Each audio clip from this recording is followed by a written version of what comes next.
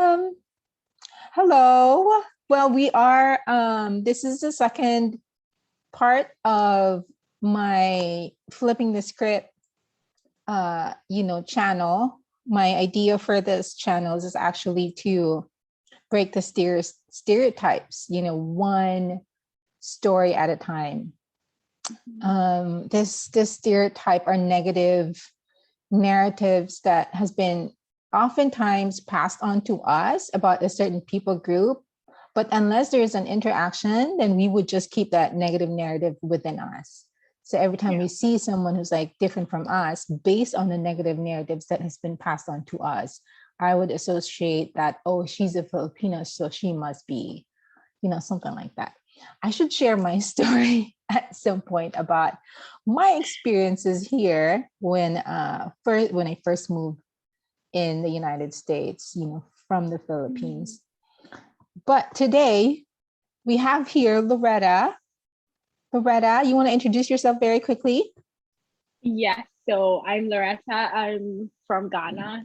I went to school in the US. I was an international student for like 4 years. And yeah, I mean, what else do I have to add? I guess, yeah, I just graduated from my global health degree. So you're also an international student in, is it Dublin, where you got your master's? Yes, I did. Yes, I went to Dublin. I moved from the US to Dublin. And I'm back in Ghana now. Nice. So all your life you lived in Ghana, except when you were an international student as a college and in grad school. Yes. So I grew up in Ghana. I was born and raised in Ghana. I left for the US when I had just turned 18 when I left for the US. Yeah. But I spent my whole life in Ghana. Awesome. Yeah. And Loretta's been a good friend of mine, even though she traveled from US to Europe and now back in her home country. We're still, connecting. She's amazing. I'm really thankful for that. Yeah, thankful for the internet. Yes. It made it possible for us. Technology, Yeah. So, okay, first up, when you introduce yourself as you're from Ghana, what are some of the stereotypes, that people, this could be based from your own experience that people associate when they meet someone from Ghana? So the first thing is that people just generalize. Like when I was in school in the US, it was just like, oh, you're from Africa. It was never, I don't think people knew that much about one specific country. So like they just sort of lumped us all into one group. It's like Africans. And so that's one thing I realized, like when I got to the US, I was no longer just Ghanaian, I was African. And yeah, that was the first thing. I was not okay with that because I was like, there's so many different countries. I'm not just one, it's not just the country, it's the whole continent with like different countries and different people. Yeah. And so that was one thing that really bothered me. I mean, I don't have a problem with being identified as African. It's just that you're kind of reduced to just like one. And I guess that's like the whole stereotyping thing. Right. You're just one big like thing. Anyways, the thing that I got the most was, where'd you guys live? Like people would think that I grew up in a forest and I grew up in like a place without, I guess some people think about Africa, it's just forest and lions and safari, like people don't really know that we have houses. This one girl, orientation week, my first week in school, we had orientation and I met this girl. And first of all, she was shocked that I could speak English. And then I think I was talking to her about my family and I was telling her about a family trip that we had just taken prior to me coming. And she was shocked. It's like she couldn't process the fact that, like I was like, oh, like, we drove here and it was just not something she was expecting from someone from Africa. She was like lost. I know she was completely lost, and you could just see that it was hard for her to process everything that I was saying, because I guess she had this whole notion about what Africa should be, right? Like someone from Africa, and so me telling her that we took a family trip, and oh, like, you know, I went to this school, and in my school, like things that happened in my school happened in her school. There were experiences, you know, like I could like tell her stuff like, oh, like, yeah, in my school we had this, like in high, I think I was talking about high school, and some of the things that we did in high school, some of the things that we studied in high school, some of my experiences in high school, and she could relate to those, and I could see that she was shocked because I guess she had a story, she had an idea, she had a notion, yes, and that was broken down in one instant, and it was hard for her to process. And, and it was just that whole process of like watching her trying to digest what I was saying. The facial expression. Exactly. Like, first of all, yes, I had a house and I lived in a house. I wasn't living on trees. That was shocking to some people. It was shocking to them that I'd never tackled a lion. I did have a friend who told other people, you know, she just got tired of all the questions, and she was just like, okay, listen, the next time we get asked this, like this happened. You met Esther, my friend Esther. She said, listen, we're going to have to start lying, okay? That's so wrong. So, we were in Gwen, okay, our cafeteria, like in Gwen, and we like, I think we had just started classes, and so we all like met.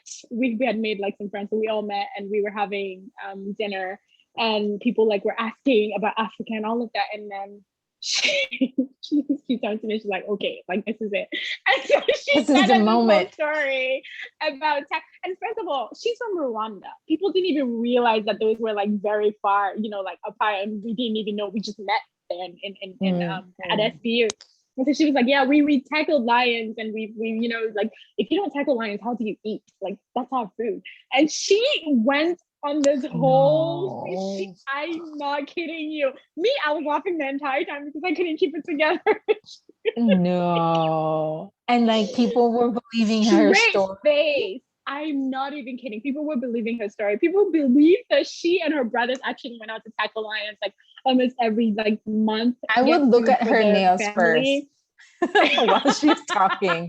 I would seriously look at her nails and just judge her story. These hands catch lions. Where? Yeah, wait a minute. But that's how much people don't know, you know. Wow. Like that's how much people don't know, and people would believe anything. Also, when I moved into my dorm, my floor was, you know how they have themes. This is still college or grad school? College, like, okay, college.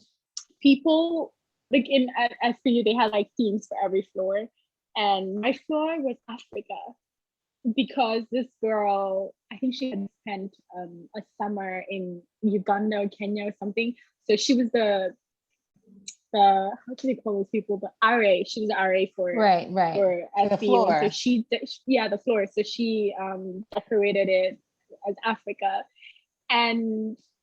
but she's like not. She's white. Yeah, she was white. She had like trees, cutouts, and lions, and like just random things that were supposed to be African. And I remember we walked, like there were people from other floors, like I had friends from other dorms that just came, you know, we all like went around visiting each other's dorms to see. And so we like, as soon as we come out of the elevator, there's like this poster, Africa, right? And so my friends, like we all came, and we all like 4 or 5 African girls like just come out of the elevator and like, welcome to Africa. And then they're looking at me. I'm like, listen, I do not know what's going on. And so we walk on the floor, and we're going, and they're all looking at each other. They're like monkeys and trees and I was embarrassed. I'm like, I didn't do this. So there was this running joke. They're like, oh, we're homesick. Let's go to the other floor. It's the craziest thing ever. Anyway, I try to explain what was going on. She did not. She was so proud of herself. There was really no way to be like, okay, we need to sit down and talk. This is, I don't know what this is, but this is in Africa, okay? Like, it's just, yeah.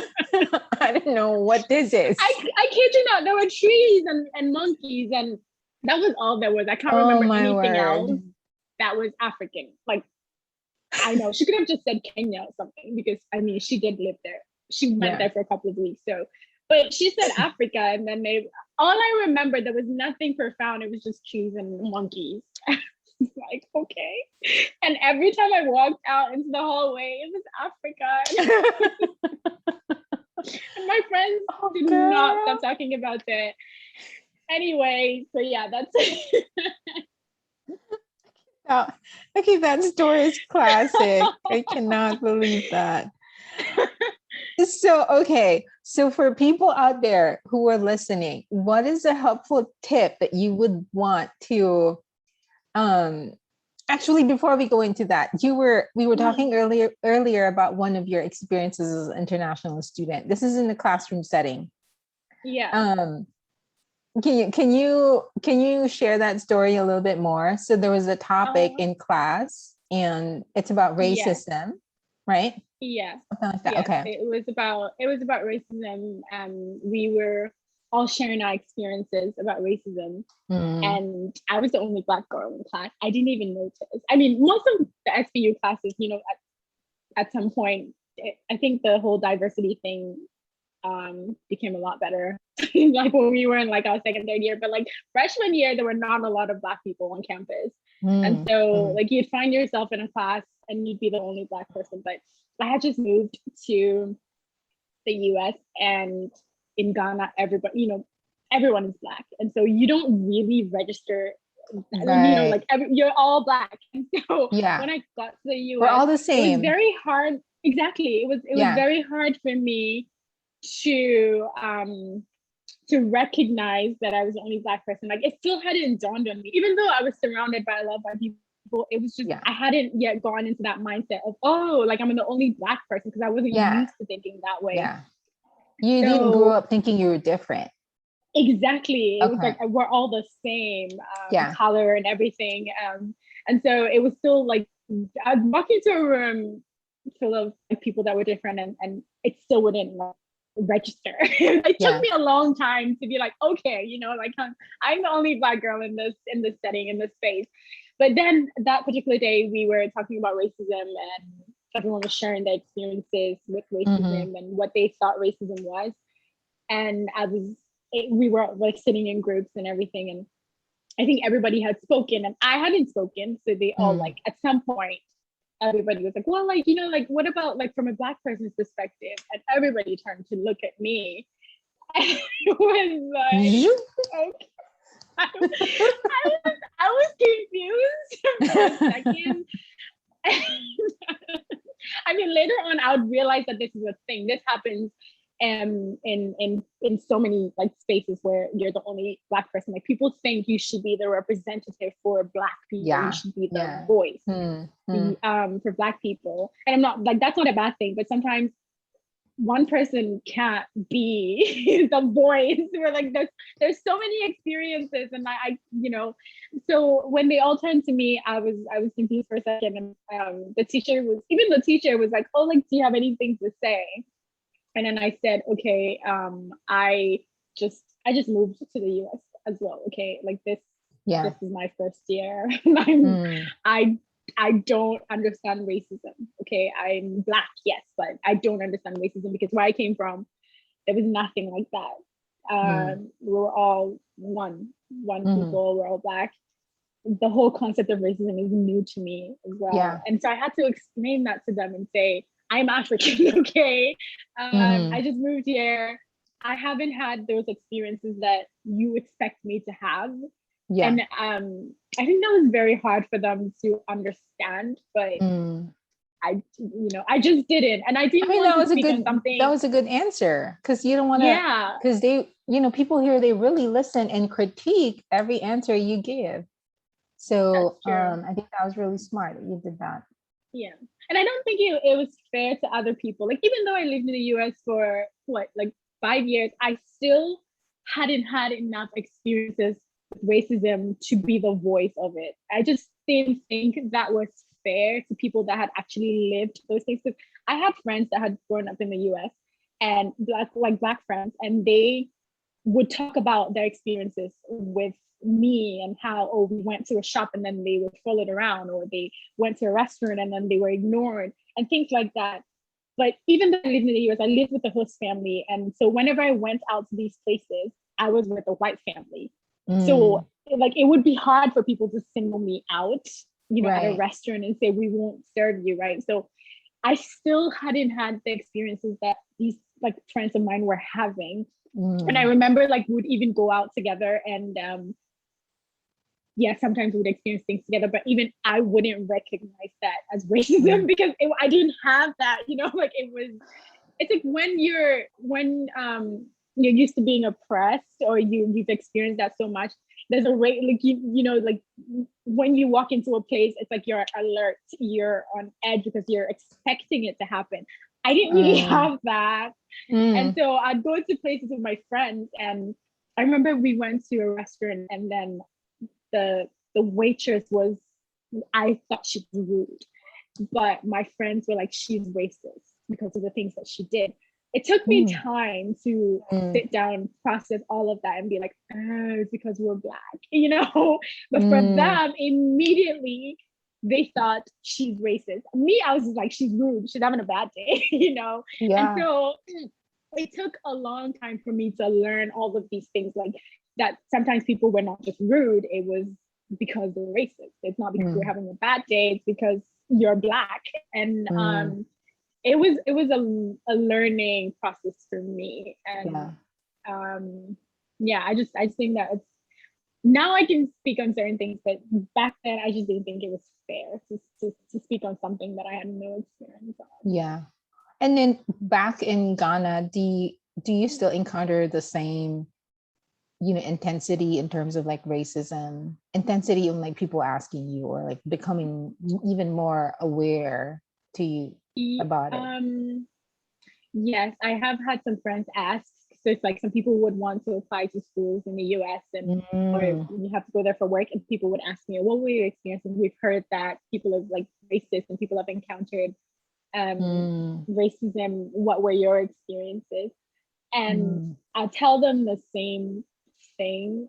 I did have some encounters, like even when I moved to Dublin, I had this experience with a plumber that was supposed to come and fix something in my apartment, and he came, it was a clock sink, and he came in and he was angry, and he scooped this stuff up from my sink and was holding it in my face and saying things like, just saying really verbally abusive stuff to me.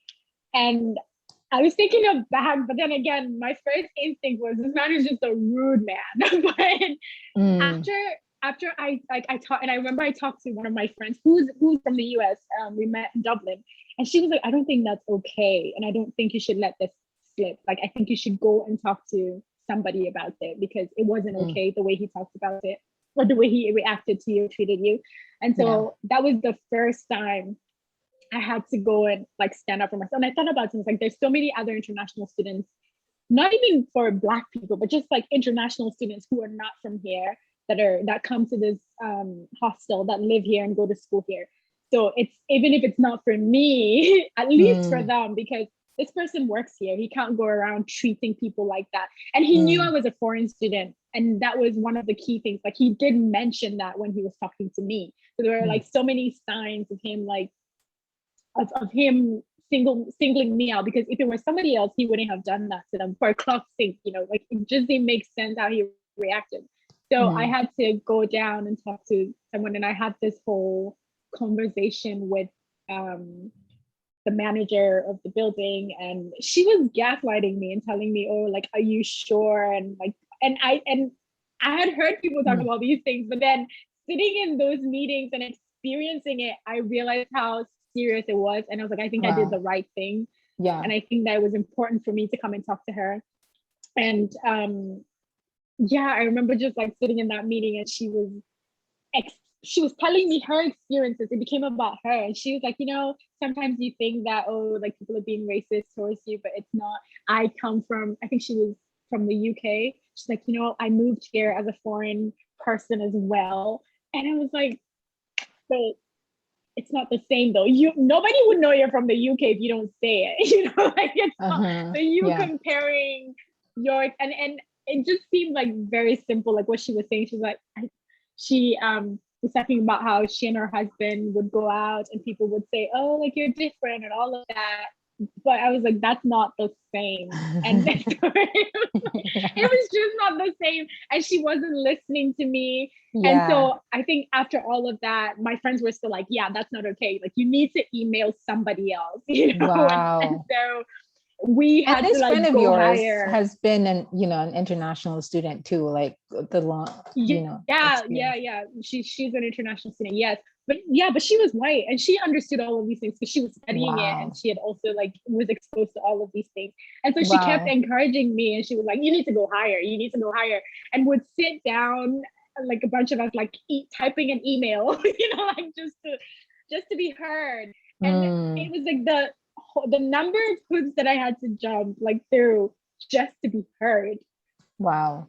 Just for someone to say, okay, yes, this is what it is. So like people are trying to explain to you your experiences. Like I'm telling you that this is what happened, and you weren't there, but you're trying to tell me this is what happened. It is. Yeah. Exactly. Yeah. And it's just like, why do you think that I'm not capable of understanding what happened to me? Yeah. Why do you feel the need to explain that to me? So yeah, but anyways, back to what you were saying, I sort of digressed. But yeah, people in Ghana would still be asking me these things, and I'll just tell them, like some of my encounters, and explain to them that people, it depends on where, first of all, it depends on what state you are. I think that people are treated differently. Like racism is different in different states, like there's some states that a lot of people are warmer, people, like from traveling around in the US, yes, it's like definitely Seattle is different from California, like Arizona, like all those different places. I definitely had different encounters with people depending on the state that I went to. I'll tell them like, it depends. It actually depends on where you go. You would encounter different things.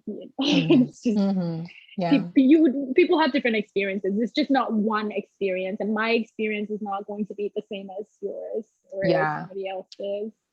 I think so. We're going into asking you my second, or the second part of this interview is what would be helpful for for us when we meet someone from Ghana. What are some of the things that are helpful, or what are some of the things that you would want to communicate to us that is true and beautiful, as a person who's from Ghana, and that you have a beautiful country. Because I think that's the part of like you said, the lack of interaction from other people who live in Ghana, and then we have all these negative connotations about Ghanaians, so that when we meet, like, oh yeah, let's put this, trees and like all these other representations. Oh my word, that one was really cracking me up. So gosh, yeah. So what are some of the tips? Like I know at first you mentioned to not associate Ghana to just the whole continent of Africa. I think that's a common mistake, right? Yeah, like Africa and is not only for Ghanaians, but yeah, I know that's a very big thing. Even people who are highly educated, like I have professors who would make that mistake and think that Africa is just a country. It's not. It's not a country. Africa has so many countries within the continent, and we're so different. Okay, like people would meet somebody from Ghana and think I know somebody in Kenya. I don't. It's like we're not next door neighbors. Like we're not. I don't wake up and open my window and see somebody in Kenya. No, that's not how it works. That was one thing. It's like, oh, you're from Africa. Do you know this person I'm like, okay, where are they from? Because that name sounds Ugandan. Like, I don't know them. Yeah. So So I first think is that to people, acknowledge, yeah, you from Ghana. yeah, Oh, you're from Ghana, and not immediate, and not yes, be quick in and not, saying you're from Africa. Okay, yes, acknowledge the country as its own. acknowledge the country, yes, and know that there are different people with different cultures. And it's just important to know that, because people do get offended when you, it's like me coming, you know, even in the US, like people would get offended when you think that they're from this particular state. And so imagine if like if you make that same mistake with the whole country, you know, like, Yeah, because everybody is like so patriotic and everybody like wants to, so it's just a good thing to acknowledge that yeah, this person is from this place and with yeah. their own cultures. um I What's a guess helpful another follow-up thing, question? Oh yeah, go ahead. Go ahead. uh, I guess another thing is that I don't, you know, there's obviously there things, people have heard things about people from Ghana, people from Africa. Like we always like pick up these things from other people, from TV, from social media, and all of that. But it's Mm-hmm. good to not assume. Okay, Mm-hmm. it's good to just get to know people first. Don't just, you know, when you meet someone from Ghana, don't just like make these assumptions. Get to know them, because I had like people would be shocked what they would learn, without these preconceived notions. You know, I Mm-hmm. think when you assume, it kind of impedes your learning, because then Mm. you're already making these wrong assumptions, and then you don't get the chance to learn more about a culture. Right. You kind of limit yourself, so just be Mm-hmm. open Mm-hmm. and don't make assumptions. Yeah. Also, Ghana is, you know, people in Ghana are native English speakers. We were colonized by the British. I think that's one thing I had to constantly explain to people, because they're Yeah. like, why are you speaking English? Because first thing people would ask me, oh, what's your name? Where are you from? I'm from Ghana. How long have you been here? Have you been born here? Like, were you born here? I was like, and Why are I'd you always say, speaking no, in I'm not. English? Exactly. Somebody asked me one time, they're like, oh, so like how did you learn how to speak English? Because you've just been here for a year. And so in their head, I just learned how to speak English in a year. But that would be very impressive too, you I know. know, exactly. That's why they'll always be looking at me like, Ooh, girl. I'm sure you could learn a language in a year, in one, but it's yes. just not the same when people assume. It's different when you say, Yeah, wait, how come you learn? It's almost like it's not meeting their expectations, exactly. right? It's Exactly. It's not, like, you know, they put you in a box and you mm-hmm, have to be this way. As an African, as a Ghanaian, you have to be this way. So when you sort of deviate from that, it mm-hmm. messes with their head. You know, like they can't Yeah, understand it. It's yeah, just, yeah. They need to um, unlearn so that people will, so they can learn. Okay, so exactly. what is the next helpful conversation question, when they talk to you? So earlier when you were sharing something about culture and person, get to know the person, I think that's helpful. Just in general, when you meet someone Yeah. who's not, let's say, from your own, people or country or culture, Mhm. sometimes we try to carry the conversation by pulling in what we know about that nation, and it Yeah. always ended up ugly, instead of getting to Mhm. know the person as a person, right? Exactly. Yeah. So what could be another helpful, let's say, follow-up question when, for a conversation starter? With someone from Ghana, If, let's like say, that. me talking to you, oh, you're from, Um, Ghana. Oh, what's um, like a good follow-up question if I want to get to know you okay. or I think there's so many, I guess Ghanaians like to talk about food. But I guess if Mm, you meet me, you would really not know what food, like if you don't know a Ghanaian person or you've not been exposed to that culture, you really wouldn't know what specifically about food. But I think if you like talk to any kind of, like, food is one thing. So if you can learn about the food, that would lead you into so many other conversations. That's awesome. Yeah, food is one big thing. Wow. Food. That's really helpful. Yeah, just cultural things. I think, I don't know how appropriate this is, but like weddings. That's weird.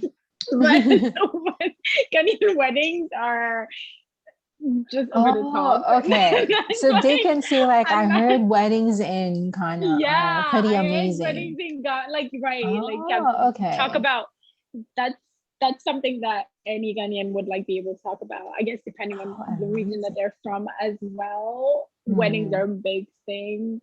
Wow. Okay, so food and weddings. Food and weddings. They kind of go together too. You can talk about. I know. You can talk about the government, okay, in Ghana, and yeah, that's the same thing, okay. Like, to talk about the government in Ghana, like, we all meet and trash our government, like. So I can ask about your government. Yeah, I'll ask about you, like, what's happening, social events. Politically, socially in Ghana.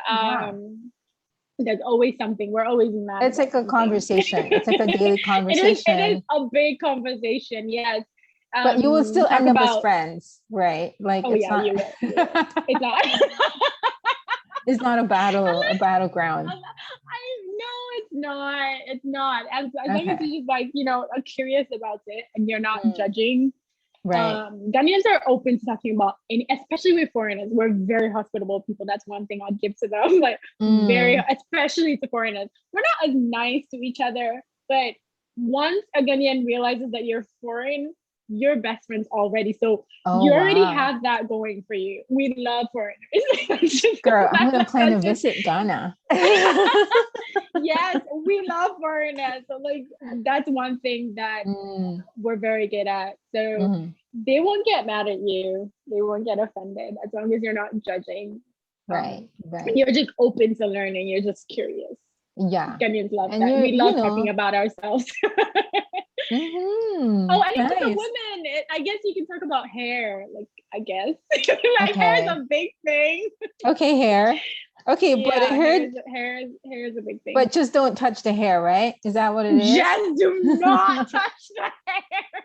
Talk about the hair, but don't touch the hair. Don't touch the hair. That was one I forgot about that. I forgot to mention. Oh my god. Oh, okay. And also my phone battery's dying, so I'm gonna move. Okay. Okay, but so you were saying earlier that's one of the stereotypes of when other people meet someone from Ghana, it's like they ask about your hair, or is that what it is? Yes. No, I was just like saying the general thing, African thing, like Black people thing is like hair. Like people, I think if people found it very interesting that our hair was always different. And like I said, hair is just like a very big part of the African culture. Changing hair, like you saw me like always like going to change my hair and everything. Like, that was a very big part of the culture. When it's this is not like anyone's fault. Like, sometimes I'd come to class and people would be like, "Did you cut your hair? Did you just grow your hair in one day?" Like, because you come in with like long braids. And it takes time, like, people, and then tied on top. Exactly. Yeah. People didn't understand the whole hair thing. Yeah, you're like different every day. This is like accessories, right? Yeah, exactly. Like accessories. This is extensions. This is not my hair. Yeah. And that whole that like whole earrings and how we change, accessories. Okay, gotcha. Right, exactly. Like hair is just like accessories for us.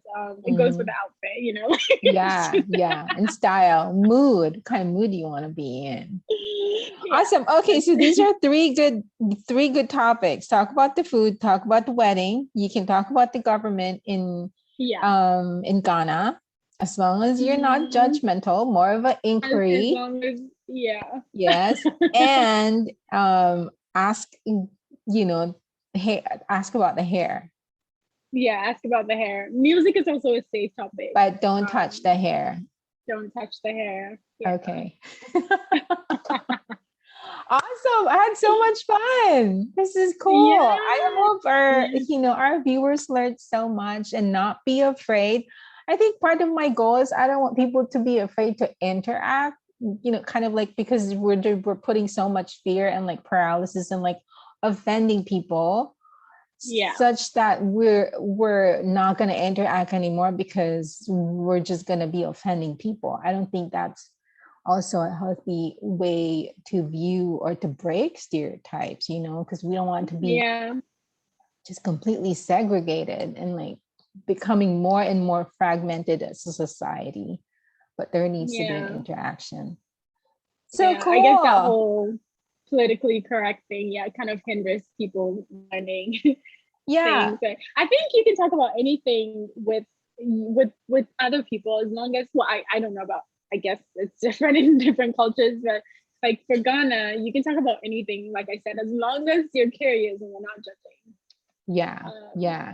Right. As long as you just really want to know, people will talk to you. Yeah. And also I think what I love that I'm just learning some basic, just don't say this at the very beginning. Oh, you're Ghana, you're from Africa. No, I just said I'm from Ghana.